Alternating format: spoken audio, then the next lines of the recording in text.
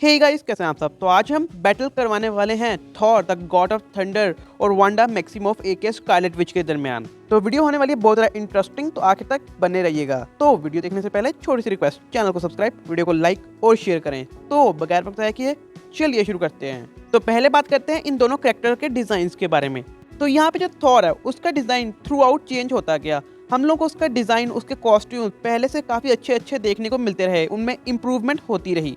तो थॉर का सबसे फेमस जो कॉस्ट्यूम का सबसे फेमस और फैन फेवरेट डिजाइन जो है वो एवेंजर्स इन्फिनिटी वॉर और एवेंजर्स एंड गेम वाला है। लेकिन थॉर लव एंड थंडर में जो थॉर का डिजाइन था वो फैंस को काफी ज्यादा पसंद नहीं आया, लेकिन बहुत से फैंस को पसंद भी आया। लेकिन थॉर का एवेंजर्स इन्फिनिटी वॉर वाला लुक और उसका डिजाइन फैंस को बहुत ज्यादा पसंद है और आज भी फैंस डिमांड करते हैं कि उनको वैसा डिजाइन एक बार फिर से देखने को मिले। तो अब बात करते हैं वांडा मैक्सिमोफ एके स्कारलेट विच के डिजाइन के बारे में।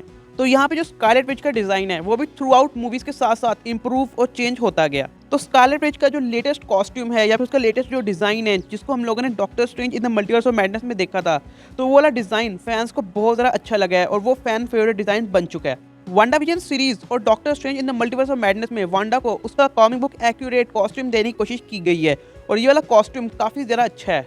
तो डिजाइन के मामले में स्कारलेट विच को एक पॉइंट मिलता है। तो सेकंड कैटेगरी है पावर्स एंड एबिलिटीज की। तो यहाँ पे जो थॉर की पावर्स हैं उनमें सुपर ह्यूमन स्ट्रेंथ है, स्पीड है, एजिलिटी है, ड्यूरेबिलिटी है।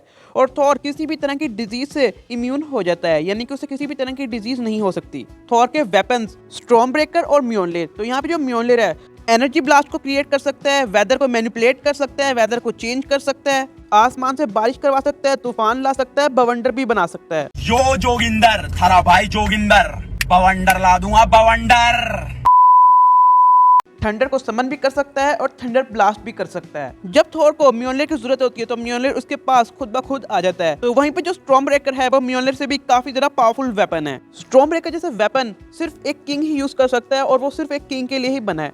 जो म्योनलेर से काफी ज्यादा पावरफुल एनर्जी ब्लास्ट को क्रिएट कर सकता है, बाइफ्रोस्ट को ला सकता है। जब थॉर स्टॉर्म ब्रेकर का यूज करे फ्लाई करने के लिए तो स्टॉर्म ब्रेकर उसे म्योनलेर से भी ज्यादा स्पीड में कहीं भी ले जा सकता है। थॉर के पास उसका हीलिंग फैक्टर भी है जो कि उसे हील कर देता है। अगर थॉर के पास उसके वेपन्स हों तो थॉर बहुत ही जल्दी हील कर लेता है, लेकिन उसके वेपन्स के बगैर भी थॉर का जो हीलिंग फैक्टर है वो काफी ज्यादा पावरफुल है। तो अब बात करते हैं वांडा मैक्सिमोफ एके स्कारलेट विच की पावर्स एंड एबिलिटीज के बारे में। तो वांडा एक म्यूटेट होती है, उसके पास उसकी पावर्स पहले से थी, लेकिन माइंड स्टोन ने उसकी पावर्स को एम्पलीफाई कर दिया या फिर इनहेंस कर दिया है। टेलीकिनेसिस, एनर्जी मैनिपुलेशन, हवा में उड़ सकती है और वांडा अपने मैजिक से किसी का माइंड भी रीड कर सकती है और उस पर्सन को नाइटमेयर्स भी दिखा सकती है। और वांडा के पास मार्वल यूनिवर्स का सबसे पावरफुल मैजिक कियोस मैजिक है। तो इस कैटेगरी के अंदर भी वांडा को एक पॉइंट मिलता है। तो थर्ड कैटेगरी है वीकनेसेस की। तो यहाँ पे जो थॉर की वीकनेस है, सबसे बड़ी वीकनेस थॉर की ये है, इफ थॉर को उसके वेपन स्टॉर्म ब्रेकर और म्योनलेर से अलग कर दिया जाए तो थॉर को हराना इजी है। तो कुछ लोग कहेंगे कि थॉर के पास उसकी पावर पहले से ही है, लेकिन थॉर अपनी पावर्स को तभी यूज कर सकता है जब उसके पास उसका वेपन हो। थॉर को या तो मेंटली या फिर इमोशनली टॉर्चर किया जाए, या फिर थॉर के पास उसके वेपन्स हो जिनकी मदद से थॉर अपनी थंडर को समन कर सकता है और अपनी थंडर को यूज कर सकता है। तो सेकंड वीकनेस है थॉर की फीलिंग अनवर्दी। अगर थॉर फील करना शुरू हो जाए कि वो अनवर्दी है तो थॉर अनवर्दी हो जाएगा। और ऐसे कुछ हम लोगों ने थॉर की फेमस कॉमिक बुक्स में भी देखा था कि गॉड द गॉड बुचर ने थॉर को ये फील करवा दिया कि जितने भी गॉड्स हैं वो अनवर्दी हैं, वो हर चीज के लिए अनवर्दी हैं। लेकिन जब Nick Fury as watcher Thor के कान में आके कहते हैं कि गॉड सही था, तो यहाँ पे थॉर अनवर्दी हो जाता है और थॉर को भी लगने लग जाता है कि वो अनवर्दी ही है और जितने गॉड्स हैं वो सब अनवर्दी हैं।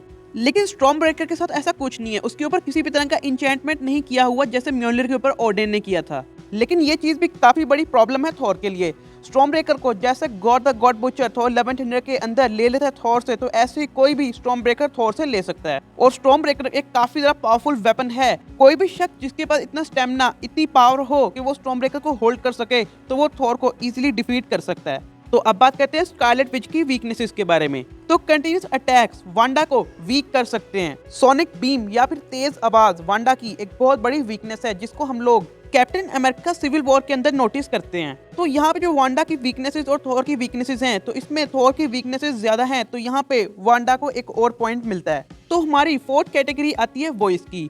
जिन्होंने थॉर की डबिंग की है तो वो है गौरव चोपड़ा, जिनकी वॉइस थॉर जैसे कैरेक्टर के लिए परफेक्ट है। तो स्कारलेट विच की डबिंग आर्टिस्ट पूजा पंजाबी, जिनकी वॉइस स्कारलेट विच जैसे कैरेक्टर के लिए काफी ज्यादा अच्छी है। तो यहाँ पे मैं पॉइंट्स दोनों ही कैरेक्टर्स को देना चाहूंगा। क्योंकि दोनों ही कैरेक्टर्स की जो डबिंग है वो काफी ज्यादा अच्छी है। तो हमारी फिफ्थ कैटेगरी है अपीयरेंसेस की या फिर स्क्रीन टाइम की। तो थॉर की जो अपीयरेंस है मूवीज के अंदर, total number of appearances Thor की है 9 एमसीयू के अंदर।